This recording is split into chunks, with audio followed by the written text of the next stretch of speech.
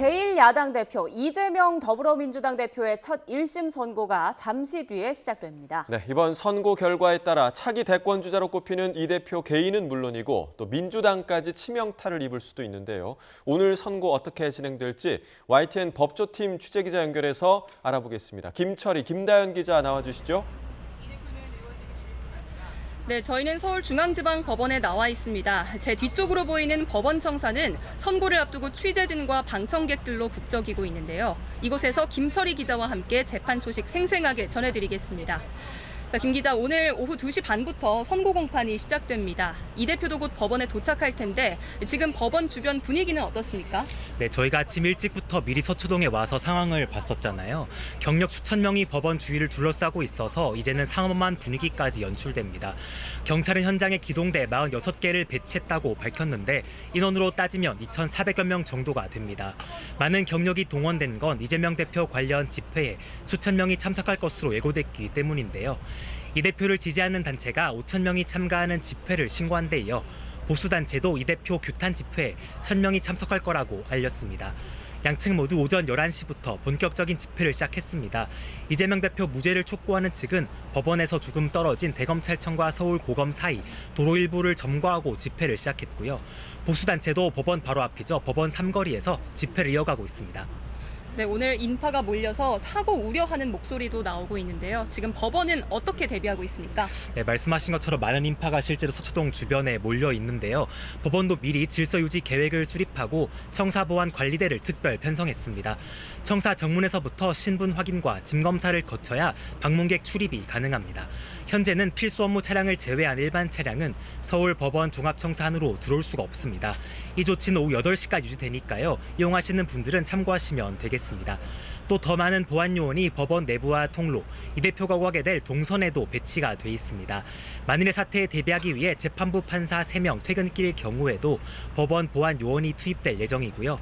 선고법정도 기존 재판이 진행되던 곳은 30석 규모의 소법정이었는데 비과석 규모의 중법정으로 옮겼습니다.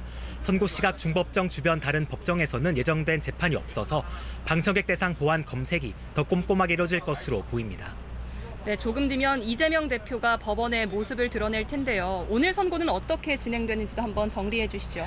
네, 현재 시각이 1시 42분을 지나고 있습니다. 선고가 오후 2시 반부터 열릴 예정인데요. 통상 이재명 대표는 재판 10분 전쯤에야 모습을 드러내왔습니다. 이렇게 이재명 대표가 입정하고 나면 본격적인 재판이 시작되고요. 재판부가 세부 혐의에 대해서 판단을 내놓습니다. 이 과정이 끝나면 형량을 선고하는 주문 낭독이 진행됩니다. 하지만 주문 전까지 얼마나 시간이 걸릴지 가늠하기가 어려운데요. 따져보면 통상 1시간 내외가 걸려왔고 이번 경우에는 쟁점이 비교적 단순해서 30분 정도면 끝날 거라는 의견도 있습니다. 우선 공소 사실이 복잡하진 않은 만큼 길어도 1시간 이내에 주문 낭독이 이뤄질 거라는 예상이 나옵니다. 네, 길어도 1시간 정도 예상된다고 말씀을 해주셨는데 일단 재판부가 무엇을 쟁점으로 보느냐에 따라서 선고에 걸리는 시간도 달라질 수 있을 것 같습니다.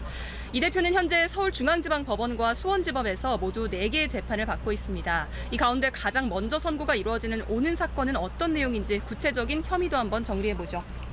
네, 오늘 재판은 먼저 이재명 대표의 공직선거법 위반 혐의 재판이잖아요. 검찰이 적용한 법조가 공직선거법 250조 1항입니다. 당선을 목적으로 후보자가 행위 등에 대해서 허위 사실을 공표하는 경우에 처벌하는 조항인데요. 검찰은 이 대표가 2번에 걸쳐 이러한 법 위반 행위를 저질렀다고 보고 기소했습니다. 이 대표가 대선 후보였던 지난 2021년 12월 대장동 개발 사업 핵심 실무자였던 고 김문기 씨를 성남시장 재직 시절 땐 몰랐다고 허위 발언했다고 판단했습니다.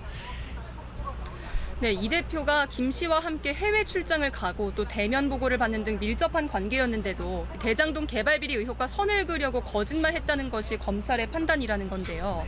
또 다른 발언은 같은 해 10월 국정감사장에서 나왔던 거죠? 그렇습니다. 두 번째 발언은 국정감사장에서 나왔던 백현동 부지 관련 허위 발언이었습니다. 이 대표는 성남시장 시절 녹지였던 백현동 한국식품연구원 부지를 용도 변경했는데요. 이에 대해 측근이 아파트 개발 사업 로비스트로 오면서 이뤄진 일 아니냐 이런 의혹이 제기가 됐었습니다. 그런데 국토부가 직무유기로 문제 삼겠다고 협박해서 어쩔 수 없이 용도 변경을 했다는 취지로 발언을 했는데요. 이 부분에 대해서 검찰도 허위사실이라고 봤고요. 지난 9월 결심 공판에서는 이 대표에게 양형 기준상 최고 형량인 징역 2년을 구형했습니다. 네, 백현동 발언에 대해서도 검찰은 물증을 통해 허위 발언이었다는 점이 증명됐다고 보고 있습니다. 그런데 이 대표는 관련 혐의를 모두 부인하면서 지금 무죄를 주장하고 있잖아요. 이 대표의 주장도 한번 짚어주시죠. 네, 먼저 이 대표는 김문기 씨를 몰랐다 이 점을 계속 강조해 왔잖아요. 함께 여러 활동을 했던 건 맞다. 하지만 당시에는 김 전 처장을 하위 직원 정도로 인식했을 뿐이고 명확한 존재는 몰랐다고 계속 말하고 있습니다. 백현동 발언의 경우에도 협박을 받았다거나 압박감을 느꼈다 같은 표현은 주관적 감정에 대한 것이기 때문에 허위 사실로 보고 처벌할 수는 없다고 주장하고 있습니다. 또 검찰이 증거와 사건을 조작했다면서 정치적 기소라는 점도 거듭 강조했습니다. 네, 말씀하신 내용 다시 정리하자면 검찰은 이 대표가 명백한 거짓말을 했다면서 양형 기준상 최고 형량을 구형하고 있고요. 또 반면 이 대표는 완전한 무죄를 다투고 있는 상황입니다. 법적 쟁점이 맞물린 데다가 차기 대선까지 영향을 줄 수가 있어서 오늘 1심 판결 결과에 더 관심이 쏠리는 상황입니다. 오후 재판 상황 역시 저희가 현장에서 자세히 지켜보고 또 정확하게 전달하겠습니다. 지금까지 서울중앙지방법원에서 전해드렸습니다.